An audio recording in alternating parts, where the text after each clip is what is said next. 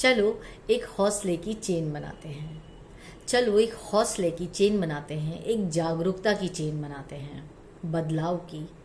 हाँ, चलो एक मानवता की चेन बनाते हैं। चलो एक कोशिश की चेन बनाते हैं। नमस्कार साथियों, मैं वर्षा वर्मा लखनऊ से, एक कोशिश ऐसी भी संस्था की चेयरपर्सन। माता पिता के आशीर्वाद और प्रभु की कृपा से जिन कार्यों को मैंने जहन में बचपन से चाहा था, उसको आज इस उम्र में एक मैं बड़े रूप में कर पा रही हूँ। इसके लिए मैं तहे दिल से आभार व्यक्त करती हूँ आप सभी लोगों का, क्योंकि आप लोगों का यदि विश्वास ना हो, प्रभु की कृपा ना हो, माता पिता का आशीर्वाद ना हो, तो ये चीज़ें संपन्न नहीं की जा सकती हैं। बचपन से ही रुझान था कि कुछ डिफरेंट करना है और कुछ ऐसा करना है जो जो जल्दी कोई कर नहीं सकता है। या यूं कहें कि जब हम सड़कों पे चलते थे या बचपन में जब हम स्कूल से आकर के अस्पतालों में जाते थे, तब मुझे लगता था कि कुछ ऐसा जो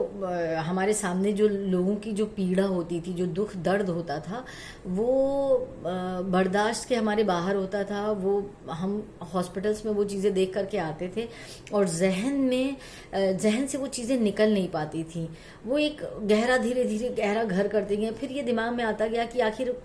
क्या ऐसा किया जाए कि लोगों का दुख दर्द कुछ कम किया जा सके। तो धीरे धीरे चीज़ों को छोटे रूप में पहले बचपन में कर रही थी, अब उसी को बड़े रूप में भी हम लोगों ने संपन्न करने की पूरी कोशिश की है। इसी तर्ज पे आपको अवगत कराना चाहती हूँ, जो हम बेसिकली जो हम लोगों का काम है वो डेस्टिट्यूट पे है। जो असहाय लोग होते हैं, बेसहारा लोग होते हैं, सड़कों के किनारे होते हैं, जो बड़ी बड़ी बीमारियों से जो ग्रसित हो जाते हैं और जिनको गैंग्रीन जैसी भयावह बीमारी हो जाती है और फिर उनके आसपास कोई नहीं जाता, क्योंकि उनके शरीर से इतनी बदबू आने लगती है कि उनके आसपास कोई नहीं जाना चाहता है। पहले तो कुछ समय तक उनको लोग खाना पीना दे देते हैं, लेकिन जब बदबू बर्दाश्त के बाहर हो जाती है तो उनके बहुत दूर दूर तक भी कोई नहीं जाना चाहता है। फिर उनकी बहुत बुरी स्थिति हो जाती है और उनकी मृत्यु हो जाती है ऐसे लोगों की। तो जहन में आया इन लोगों को उठा करके अस्पतालों में, सरकारी अस्पतालों में इन लोगों को एडमिट कराया जाए, इन लोगों की सेवा और सेवा करी जाए। उसी बीचों में कुछ जो हमारे पेशेंट होते थे वो नहीं बचते थे, उनकी मृत्यु हो जाती थी। तो अब मसला आया कि अब उनका क्या किया जाए, क्योंकि अब हम लोगों का अटैचमेंट भी हो चुका होता था तब तक, जब आप भाई किसी की भी सेवा करेंगे, किसी के साथ आप अपना टाइम स्पेंड करेंगे तो आपका एक अटैचमेंट हो जाता है। तो जहन में आया कि उनका जो अंतिम संस्कार होगा, जो उनका क्रियाक्रम होगा, प्रभु अगर हम लोगों को ये सेवा दे दे, हम लोग अगर अपने हाथों से कर पाएँ, तो इससे बड़ा हम लोग के लिए सौभाग्य की कोई बात नहीं होगी। और मुझे लगता है कि मानव जीवन, मानव चोला यदि प्रभु ने दिया है, तो अगर उसको सफल बनाना है तो इससे बड़ा कोई कार्य नहीं है। ये प्रभु का सीधा कार्य है जो प्रभु के द्वारा हम लोगों को दिया गया है। तो इसी तरह से फिर हम लोग धीरे धीरे उन लोगों का, अपने पेशेंट्स का क्रिमेशन कराने लगे। अपने पेशेंट के क्रिमेशन के साथ साथ फिर हमारे पास सरकारी अस्पतालों से भी रिक्वायरमेंट आने लगी कि कुछ ऐसे लावारिस लोग होते हैं जिनको कोई छूना नहीं चाहता है, जिनका कोई नहीं होता है, तो जो डेस्टिट्यूट वार्ड में रहते हैं, इलाज के दौरान उन लोगों की मृत्यु हो जाती है। फिर हम लोगों ने अप्रोच किया और धीमे धीमे हम लोगों ने उन लोगों का भी दाह संस्कार कराना शुरू किया। और ये मैं प्रभु की सीधी कृपा ही मानती हूँ कि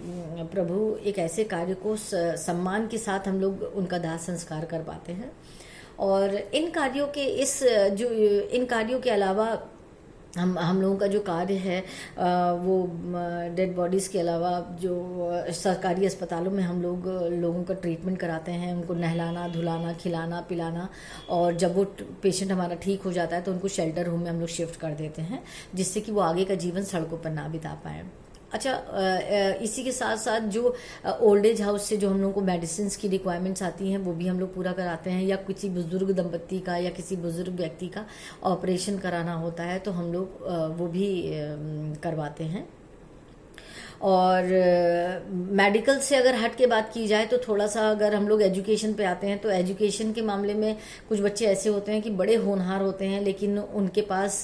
पढ़ाई के लिए पैसा नहीं होता है, परिवार का वो माहौल नहीं होता है या पिता नहीं होते हैं परिवार में, तो हम लोग उन बच्चों को अडॉप्ट कर लेते हैं, उनकी एजुकेशन को अडॉप्ट कर लेते हैं और साल भर की पूरी फीस सबमिट करवा करके उनका स्कूल यूनिफॉर्म, उनकी स्टेशनरी, उनका स्कूल बैग, सारी चीज़ें हम लोग उनको प्रोवाइड कराते हैं और साल भर उन पे कड़ी नज़र रखी जाती है ताकि वो पढ़ाई में अच्छे से ध्यान दे पाए या उनको कोई कहीं कमी ना रह जाए और आगे चल कर के, क्योंकि यही बच्चे हम लोगों के देश का भविष्य बनने वाले हैं, तो उसमें देश के भविष्य में एक छोटा सा योगदान और हो जाता है हम लोगों का।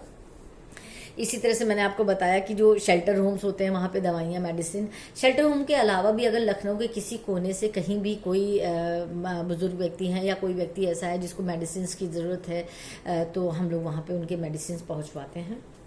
और साथ ही में पिछले कई वर्षों से राम मनोहर लोहिया इंस्टीट्यूट में कैंसर पीड़ित जो तीमारदार होते हैं वो बहुत सारे लोगों को हम लोगों ने देखा, वो लोग बाहर से आए हुए होते हैं और उनको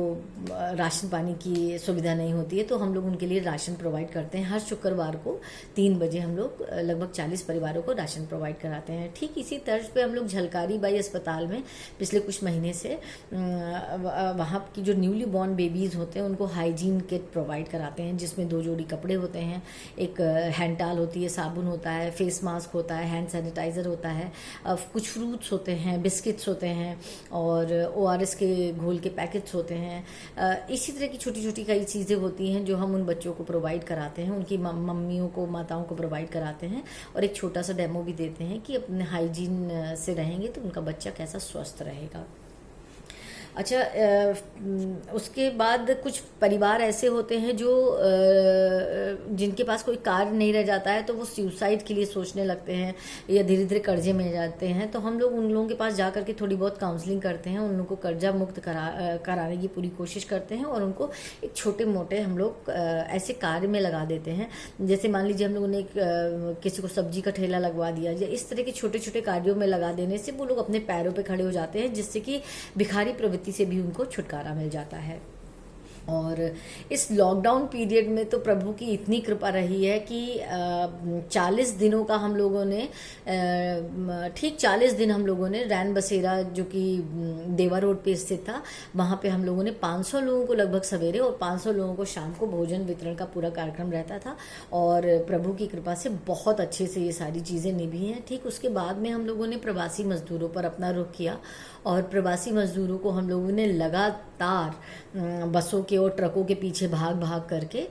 उन लोगों को सूखा नाश्ता जिसमें लैया चना, बिस्किट, दूध, मट्ठा, दही और खीरा, तरबूज, खरबूजे और बन, बटर, जो जो हम लोगों से हो पाया ये सारी चीज़ें हम लोगों ने, जूस हम लोगों ने ये सारी चीज़ें प्रोवाइड कराई और एक छोटा सा योगदान हम लोग अपने देश के लिए इस रूप में दे पाए। इस चीज़ का भी मैं सौभाग्य मानती हूँ और इन सभी चीज़ों को करने के लिए